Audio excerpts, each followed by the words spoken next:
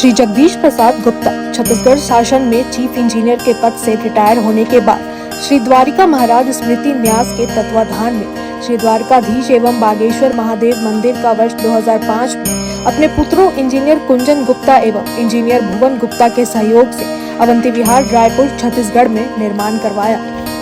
श्रीमद् भागवत कथा, राम कथा, गीता तत्व, वेदांत आदि के तात्पर्य को व्यासपीठ से कहने के कारण संतों द्वारा इन्हें आचार्य श्री जगदीश भी कहा जाता है। अपना संपूर्ण जीवन परमात्मा की सेवा में दिया। उन्होंने परमात्मा भगवान श्री द्वारिकाधीश के दिव्य गुणों और कर्मों को लेकर अभी तक 15 ग्रंथ लिखे हैं, जिन ग्रंथों को भारतवर्ष के जगत गुरु और महापुरुष संतों के द्वारा आशीर्वाद प्राप्त हुआ है।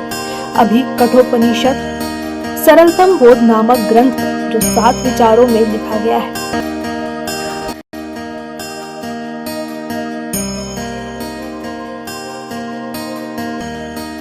वत्सल कृपण वत्सल शरणागत वत्सल भगवान श्री द्वारकाधीश महाराज की जय। भगवान श्री बांके बिहारी लाल की जय। भगवान श्री रास बिहारी लाल की जय। भगवान श्री राधा दामोदर नाथ की जय। श्री सद्गुरु भगवान की जय। समस्त गुरु भगवान की जय। श्री चैतन्य महाप्रभु जी महाराज की जय। देवर्षि नारद जी महाराज की जय। भगवान श्री व्यास जी महाराज की जय। समस्त भगवान श्री चैतन्य महाप्रभु जी महाराज की जय। जय जय श्री राधे, जय जय श्री श्याम। कठोपनिषद सरलतम बोध के इस 7वें विचार में परमात्मा की सर्वरूपता में जब वायु का दृष्टांत दिया, भगवान यम ने नचिकेता को वायुर यथा एको भुवनम पृष्ठो रूपम रूपम प्रतिरूपम बभूव। ध्यान दीजिए, तो वायु को तो वेद भी ब्रह्म रूप में प्रणाम करता है। ओम नमस्ते वायो तमेव प्रत्यक्षम ब्रह्मास्ति त्वाम प्रत्यक्षम ब्रह्मवादिसम ऋतम वादिसम सत्यम वादिसम। परंतु यह वायु दृष्टांत है ब्रह्म को समझने के लिए। ब्रह्म समझ में आया तो वायु क्या सभी क्रियाएं बहुरूप अनुभूत होंगी।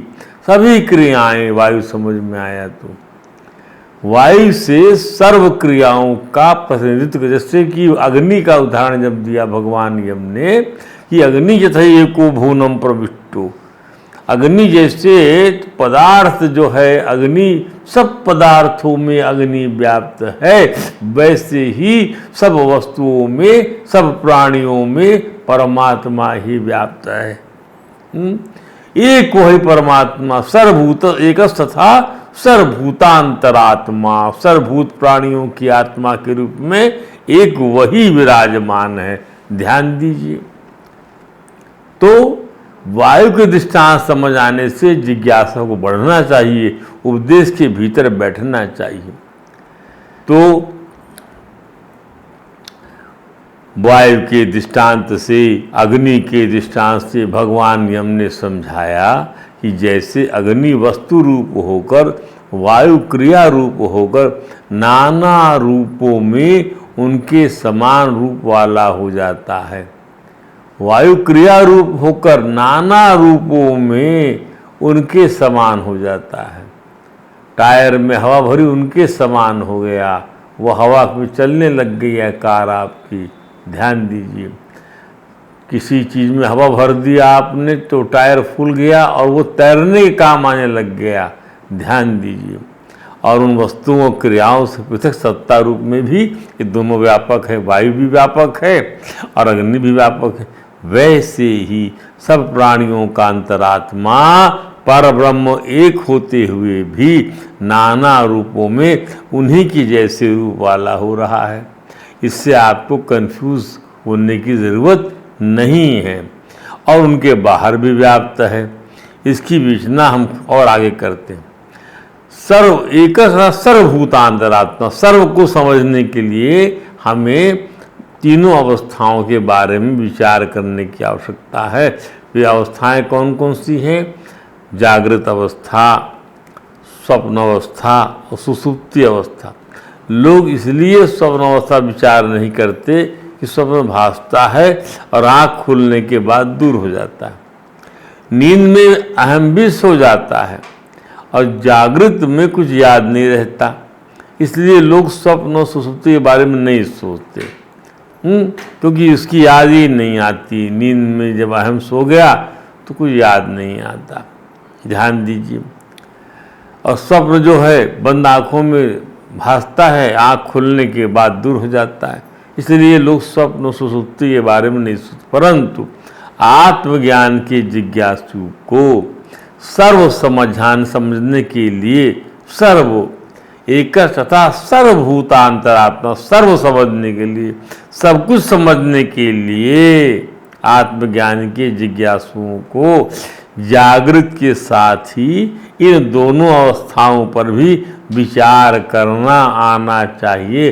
अर्थात they must consider, they must take the dream stage as well as the sleep stage for their consideration. आत्मज्ञान के जिज्ञासुओं को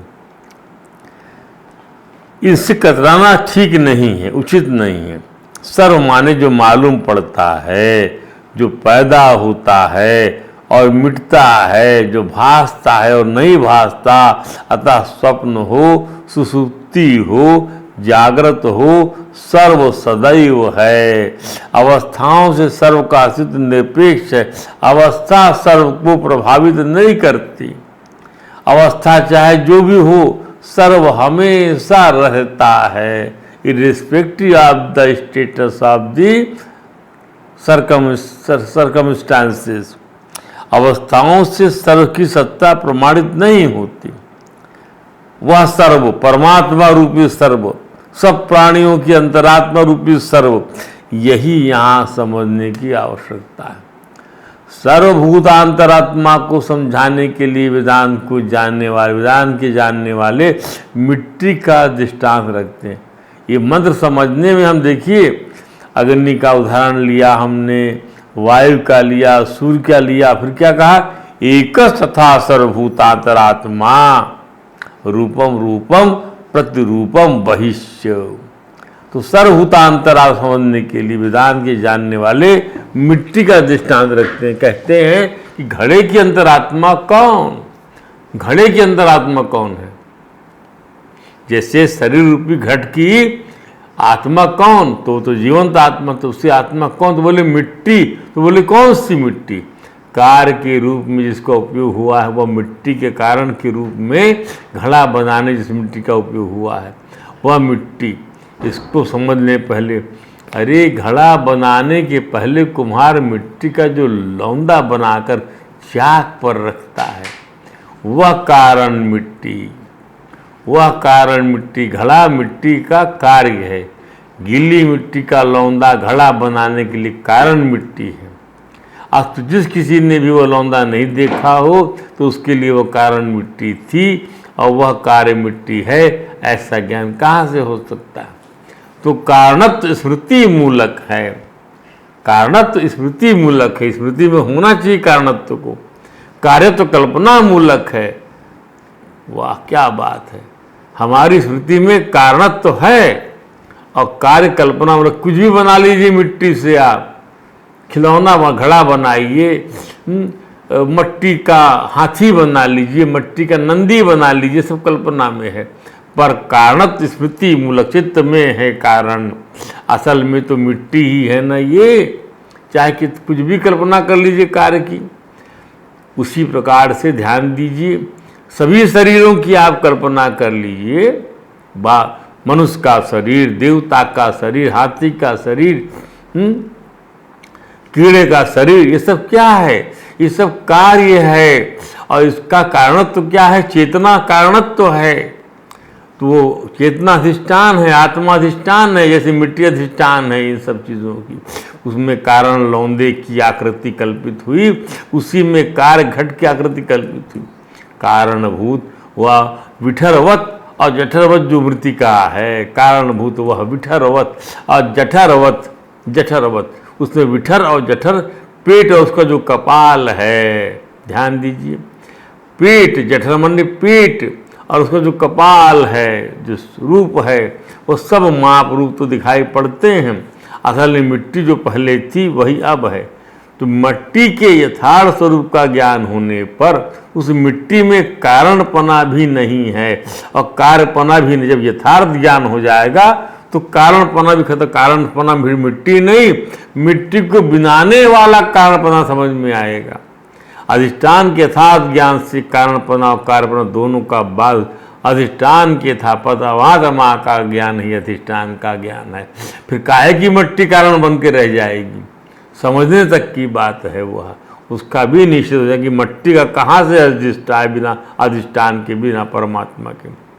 तो जैसे मिट्टी का यथार्थ ज्ञान होने से मिट्टी के कारणत्व और कार्यत्व का बाद हो जाता। समझिए इस बात को। आपको मिट्टी का यथार्थ ज्ञान हो गया, हाँ, आपको शरीर का यथार्थ ज्ञान हो गया, तो आपको हो जाने से आपको इस शरीर जो कारण, जिसको कारण समझते हैं आप, और इसके तमाम किस्म के इंद्रिय इत्यादि कार्य हैं, इन सबका बाद हो जाएगा। इस दृष्टांत से ज्ञानी लोग जगत को समझाते हैं। यह जगत पहले अव्यक्त था और अब व्यक्त हुआ है। यह तो जागृत सब सुसुप्ति के हिसाब से बोलते हैं। ये तीनों अवस्थाएं प्रतिभास है। समझते हैं जिस ज्ञान को जागृत दिखता है, जिस ज्ञान को स्वप्न दिखता है, जिस ज्ञान को सुसुप्ति दिखती है, वह ज्ञान हम स्वयं हैं। हमें ही सोना दिखेगा, स्लीपनेस हमको समझ में आएगी, स्लीपलेसनेस हमको समझ में आएगी, ड्रीम स्टेट हमको समझ में आएगी, अराउज स्टेट, अवेकन स्टेट हमको समझ में आएगी। तो वह ज्ञान हम स्वयं हैं, वह चेतना हम स्वयं, जागृत सुसुप्ति, यह तो आँख मिचल्लू के नाई है, खेल है, आभास है। जैसे भूत प्रेत जंगल में दिखते हैं, ऐसी दिखने वाली चीज़ है जागृत स्व सुसुप्ति। ये तो न ये सत्य है, न ये नित्य है, न ये सार्वदेशिक है, न ये सर्वकालिक है, न ये सार्वजनिक है। तो इनके चक्कर में पड़ना व्यर्थ है। यहाँ आप सो रहे हैं, वहाँ कहीं जागरण हो रहा है, समझिए। अब आइए एक सर्वभूतांतरात्मा। तो सर्व समझा हमने, अब भूतांतर आत्मा हम समझते। जैसे स्वप्न में हजार घड़ों में हजार आकाश, हजार धोंकने में हजार वायु, हजार स्त्री पुरुष की हजार सांस मालूम पड़ती है। इसी प्रकार जागृत में यह हजार व्यक्ति मालूम पड़ते हैं। इसके व्याकृत अव्याकृत की कल्पना करने की जरूरत नहीं है। मैनिफेस्टेड और अनमैनिफेस्टेड स्वरूप की कल्पना की जरूरत थी। अव्याकृत भूत कल्पना को कारण कल्पना कहते हैं। कारण व्याकृत नहीं हुई, जो कार्य के रूप में अव्याकृत। दूसरे शब्दों में व्याकृत माने जिसमें विशेष आकृति बन गई, और अव्याकृत माने जिसमें विशेष आकृति नहीं बनी। जैसे पिघला हुआ सोना अव्याकृत है और जेवर व्याकृत है, पिघला हुआ लोहा अव्याकृत है और जेवर और लोहे के औजार वो व्याकृत हैं। जैसे लकड़ी जो है अव्याकृत है और उसके जो है बना टेबल कुर्सी जो है सब व्याकृत है। लेकिन ज्ञानी कहते हैं कि प्रश्न यह नहीं है कि विशेष आकृति बनी या नहीं, प्रश्न तो चैतन्य के प्रकाश का है, प्रश्न तो सत्ता की उपस्थिति का है। अरे वह सच्चिदानंद सत्ता जो है वह कारण होए कि नहीं और कार्य बने कि नहीं। ध्यान दीजिए, कारण सोना होए कि नहीं, जेवर कार्य जेवर बने कि नहीं, लोहा कारण बने लोहा बने कि नहीं और लोहे का औजार बने कि नहीं, वह तो बिल्कुल एक शरीकी है। वह तो बिल्कुल एक शरीक का वह जो सत्ता है एक शरीकी सत्ता है। कार्य कारण से वह सत्ता की एक रस्ता प्रभावित नहीं होती और केवल कार्य कारण देश, कार्य कारण काल, कार्य कारण द्रव्य यही उसका स्वरूप नहीं है। यह उससे परे भी है, कार्य कारण से अतीत है। कार्य कारण देश तक सीमित हो गया, और वह जो है देश काल और पदार्थ इन सबसे परे है उसका स्वरूप। ध्यान दीजिए, वाह क्या बात है।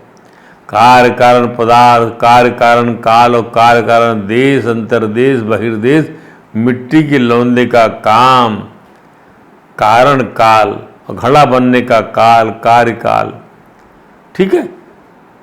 और कारण देश, अंतर्देश, कार्य देश बहिर्देश, और कारण पदार्थ और कार्य पदार्थ, तीन युगल माने जाते हैं। तीन युगल, फिर समझ लीजिए तीन युगल क्या क्या है। तीन युगल है कारण काल, एक कारण काल एक युगल बना, कार्य काल दूसरा युगल, कारण काल वह काल जो कारण है, वह काल जो कार्य है, और वह काल जो देश अंतर्देश है, वह काल जो देश है। ध्यान दीजिए, वह कार्य वह कारण जो देश है, और वह कार्य जो बहिर्देश है। एक कारण देश अंतर्देश कारण है, और जो बहिर्देश है वो कार्य है। अंतर्देश कारण है, आपका अंतःकरण यह कारण है, और जो है बाहर जो व्यक्ति होती है, बाहर वह व्यक्ति वह कार्य है। तो ये तीन युगल बने, काल कारण से, कारण काल, कार्य काल और देश काल। तो देश जो बन गया अंतर्देश और बहिर्देश, तो अंतर्देश कारण बनेगा, देश काल जब देश बोलेंगे, देश कारण बोलेंगे, कारण तो दो प्रकार से, कारण देश अंतर्देश और कार्य के रूप में बहिर्देश है। तो ये तीन युगल माने जाते हैं। एग्जाम्पल के लिए फिर समझ लीजिए, कार्य क्या है, कार्य कारण पदार्थ, कार्य कारण काल और कार्य कारण देश अंतर्देश। तो कार्य कारण पदार्थ क्या हो गया, कार्य कारण पदार्थ हो गया यहाँ पर, और कार्य कारण काल हो गया। तो ये युगल समझिए, कार्य कारण पदार्थ, कारण क्या है पदार्थ, कारण क्या है और कार्य क्या है, कार्य कारण काल, कारण कार्य कौन सा, कारण काल कौन सा है और कार्य काल कौन सा है, इस प्रकार से। तो जिस समय घड़ा बनता है, बनने का काल जो होगा घड़ा बनने का, वो कार्य, कार्य बनने का जो समय है वो कार्य काल कहलाएगा। और मिट्टी का जो लौंदा काम करता है वो कारण काल है। लौंदा बनाइए तो कारण बनेगा, और जब वो घड़ा बनाने का समझ लगता है वो कार्य काल हो जाएगा। एक ये बात समझ में आएगी। तो कार्य कारण काल हो गया, और कार्य कारण पदार्थ क्या हो गया, मट्टी हो गया, पट्टी। लौंदा बना तो कारण पदार्थ बन गया, और घड़ा बना तो कार्य पदार्थ बन गया। तो कार्य कारण पदार्थ ये बन गया।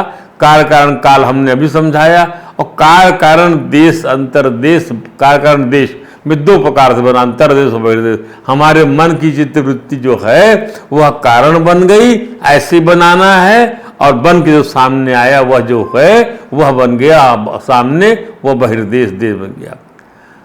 परंतु पदार्थ जो है तीन युगल हो गए, परंतु पदार्थ तो एक ही है, स्वयं प्रकाश अधिष्ठान में बिना हुए अनहुए कल्पित तो होते हैं। पदार्थ एक ही स्वयं प्रकाश अधिष्ठान में बिना हुए अनहुए कल्पित तो होते उस प्रभु में, उस ब्रह्म में।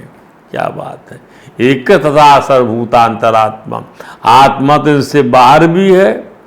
दूसरे शब्दों में कार्य कारण देश से बाहर माने लंबाई चौड़ाई की कल्पना का आधार, कल्पना से बाहर।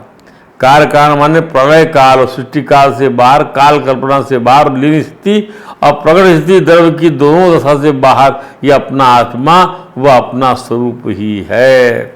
ध्यान दीजिए, इनसे परे हो गया तीनों युगल से, कार्य कारण पदार्थ से, कार्य कारण काल से और कार्य कारण देश से परे हो गया क्या, हमारा अधिष्ठान, हमारा अपना आत्मा, वह हमारा स्वरूप है जो इन स्थिति और द्रव्य से काल से परे है। आत्मा एक होते हुए बाह्य सुख उससे अलिप्त, यही कहा था क्या, सूर्यो यथैक सर्वलोकस्य चक्षो नालिप्यते एकस्तथा सर्वभूतान्तरात्मा नालिप्यते लोक दुःखेन बाह्यः सूर्यो यथा सर्वलोकस्य चक्षो नालिप्यते चाक्षुषैः बाह्य दोषैः एकस्तथा सर्वभूतान्तरात्मा नालिप्यते लोक दुःखेन बाह्यः। तो सूर्य यथा सर्वलोकस्य चक्षु न लिप्यते चक्षु बाह्य दोष से, चक्षु के बाह्य दोष से सूर्य प्रभावित नहीं होता। बाह्य दोष से, बाह्य का जो भी विकार आ जाए उससे प्रभावित नहीं होता। और एक सर्वभूतांतरात्मा न लिप्यते लोक दुखे न बाह्य, किसी भी बाह्य भी हमने आपको समझाया कि आत्मा इन तीनों युगलों से, कार्य कारण पदार्थ से, कार्य कारण काल से और कार्य कारण देश से परे है। आत्मा एक, अब आत्मा एक होते हुए बाह्य सुख दुख से कैसे अलिप्त है उस थोड़ी उसकी विवेचना कर लेते हैं। एक सथा सर्वभूतांतरात्मा न लिप्यते लोक दुखे न बाह्य, इस मंत्र की विवेचना में ये चीज आती है। भगवान यम ने हमें अग्नि के दृष्टांत से समझाया कि यथार्थ चाहे कोई भी हो, यथार्थ चाहे कोई भी हो, वह परमात्मा ही है। वायु के दृष्टांत से समझाए क्रिया चाहे कोई भी हो वह परमात्मा ही है। पदार्थ के मान से समझाया अग्नि को लेकर, क्रिया के मान से समझाया वायु को लेकर। अब सूर्य के दृष्टांत से बताते कर्म के जो फल हैं, सुख दुख, पाप पुण्य और राग द्वेष, ये आत्मा के साथ कोई संबंध इनका नहीं है, न जोड़ते न लिपते लोग दुखे न बाह्या। कर्मफल भी इसका कोई संबंध नहीं है। ऐसा है यह सर्वभूतांतरात्मा, एक सर्वभूतांतरात्मा, सबके अंदर में अलग अलग भासता हुआ भी वह एक है। फिर करिए इस विषय, बार बार विचार करना पड़ेगा, विषय ऐसा ही है। आसक्त अभ्यासात व्यक्ति स्वतंत्र है कर्म करने के लिए, हाँ है। हम जोड़ लें कि हम पापी पुण्यात्मा हैं तो हमारी स्वतंत्रता में इस बात को हम जोड़ सकते हैं। हम स्वतंत्र हैं कि भाई हम पापी हैं पुण्यात्मा, हम सन्निवेश कर सकते। कैसे? चलो मान लो कोई मिनिस्टर है, उसको मालूम है कि जेल में कैदियों को बड़ा दुख है, वह घोषणा करता है कि वह भी जेल में रहेगा ताकि कैदियों का दुख दूर हो जाए। क्या मंत्री महोदय ऐसा करने में स्वतंत्र हैं? नहीं हैं।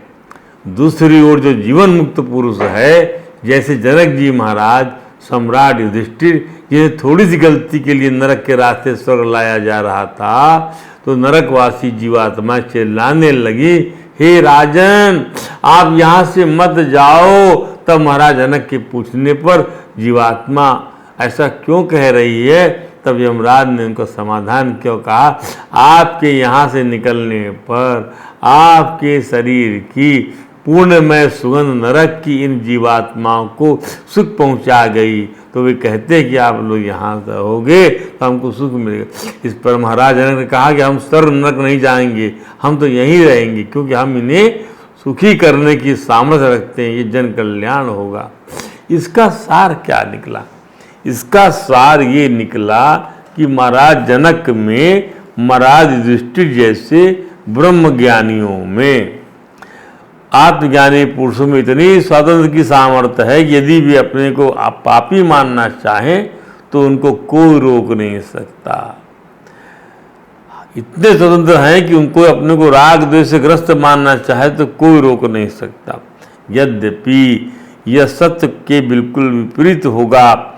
यदि अपने को भोग मिलने से सुखी और भोग न मिलने से दुखी मानना चाहे तो कोई इनको नहीं रोक सकता। इसलिए, लेकिन जैसे सूर्य सबकी आंखें हैं, हाँ है, परंतु किसी भी आंख के दोषों से वह लिपायमान नहीं होता। मोतियाबिंद है आपकी आंख में तो उससे सूर्य को थोड़ी दोष होता है, उसको भी मोतियाबिंद है। इसी प्रकार लोग अपनी स्वतंत्रता का दुरुपयोग करके दुखी हो जाते हैं, अपनी स्वतंत्रता का दुरुपयोग करके दुखी हो जाते हैं, आसक्ति परख हो जाते हैं। यदि अपनी स्वतंत्रता का सदुपयोग करें, अनासक्त परख हो जाएं, तो इसी क्षण संपूर्ण दुख से मुक्त हो सकते हैं। हमें जो स्वतंत्रता मिली है कर्म करने की, उसका हम दुरुपयोग करते हैं, हम आसक्त हो जाते हैं। अपनी स्वतंत्रता को जो हमें प्राप्त है, स्वरूप भू स्वतंत्रता की वजह से हम दुखी हो जाते हैं। क्योंकि यदि हम अनासक्त परख हो जाएं, इसी क्षण हम दुख से मुक्त हो सकते हैं, छूट सकते हैं, क्योंकि इनका सहज स्वभाव ही छूटना है। ध्यान दीजिए। अब फिर समझिए इसको कि एक तथा सर्वभूतांतरात्मा, सर्वभूतों का अंतरात्मा एक है। उपाधि माने उपधन आधि, जो पास है उसके लिए उप है, और आधि माने रखी हुई। तो पास रखी हुई चीज जैसे वायु है तो एक उपाधि, परंतु उपाधि भेद से अनेक रूप में मालूम पड़ रही है। पास में तो है, रखी हुई है, परंतु उपाधि भेद से अनेक रूप में मालूम पड़ रही है। इसकी हवा, उसकी हवा, उसकी हवा, मन उसके पास वाली चीज होगी, उसके पास वाली चीज होगी, उसके अनुसार मालूम पड़ रही है। पास रखी हुई चीजों में अनेकता है, अनेकता वायु का धर्म नहीं है। पास रखी चीजों में, उपाधियों में अनेकता है। फुटबॉल, गेंद, टायर, ट्यूब, घड़ा, कमरा, इस सब में वायु भरी हुई है उपाधि बस, परंतु वायु है एक है। तो वायु का धर्म क्या? एक होना उसका धर्म है। अनेकता वायु का धर्म नहीं है। अनेकता उस पदार्थ का धर्म है, उस देश काल परिस्थिति का धर्म है, जिसके साथ जुड़कर वायु भी अनेक मालूम पड़ता है। ध्यान दीजिए। फिर क्या कहा? एक तथा सर्वभूतांतरात्मा, अंतरात्मा इसी प्रकार की अंतरात्मा है। इदम की अपेक्षा में से, यह की अपेक्षा से जो अंतर है, इदम की अपेक्षा से यह की अपेक्षा से जो अंतर है, एक सर्वभूतांतरात्मा, उसको अंतरात्मा बोलते हैं। अंतः आत्मा, यह जो मालूम पड़ता है, यह तो हजारों होता है, यह हजार होता है, यह दिस हजारों दिस बोल सकते हैं। This is room, this is a thing, this is a book, this is a pot. तो यह तो हजारों होता है। यह घड़ी, या किताब, या स्त्री, या पुरुष, या मकान हजारों होता है। लेकिन उन हजारों में यह में, हजारों में यह में जो मैं है, वह देखने वाला एक होता है। वाह क्या बात है! हजार यह को देखने वाला एक मैं होता है। जो किताब देख रहा है वह भी मैं, जो घड़ी देख रहा है वो भी मैं, जो पेन देख रहा है वो भी मैं, जो स्त्री पुरुष देख रहा है वो भी मैं। तो देखने वाला एक होता है। और देह को पास रखकर जो मैं अलग अलग बोला जाता है, देह को अब देह के रूप से बोला जा रहा है, देह को पास रखकर, वह उन सब मैं बोले जाने वालों में जो एक है, देह अलग अलग है। तो देह के मान से वो भी मैं, परंतु उनमें जो एक है वह मैं है। उसमें सर्वभूतांतरात्मा नहीं रहता। इसमें देह को पास रखकर जो मैं बोला जाता है, उसमें सर्वभूतांतरात्मा नहीं रहता। शरीर में जो सर्वभूतांतरात्मा रहता है, सर्वभूतों का अंतरात्मा एक है। सब शरीर में सर्वभूतांतरात्मा रहता है, सर्वभूतों का अंतर एक है। हम समझ लिए इस बात को कि भगवान श्री कृष्ण ने कहा कि सब क्षेत्रों में क्षेत्रज्ञ एक है। ध्यान दीजिए, सब क्षेत्रों में, सब शरीरों में, सब देह में जो है आत्मा एक है, वो मैं हूँ। दृश्यते जल चंद्रवत, जैसे अलग अलग बर्तन में प्रतिबिंबित मालूम पड़ता है चंद्रमा, लेकिन चंद्रमा एक ही रहता है। अलग अलग बर्तन में रखे हुए पानी में दिखने वाला चंद्रमा, although it appears to be different different different, पर है वह एक। उसी प्रकार जब हम सब लोग मैं बोलते हैं, यह बोलते ही हैं, मैं अलग से शब्द मात्र है, यह बोलते ही हैं और सोचते हैं कि अपनी बुद्धि में कि मैं अलग अलग है, लेकिन असल में शब्द के भेद होने से मैं का भेद नहीं होता। मैं रामलाल, रामलाल के भेद से मैं में भेद नहीं होता। मैं श्यामलाल, श्यामलाल रामलाल के भेद से मैं का भेद नहीं होता। वो सर्वनाम है। देह के भेद होने से भी मैं का भेद नहीं होता। देह का भेद, तो देह के भेद होने से मैं का भेद नहीं होता। मैं सर्वनाम ही कहलाएगा, सर्वनाम। वह सर्वनाम क्यों? आत्मा का नाम है मैं, ध्यान दीजिए, सर्वनाम।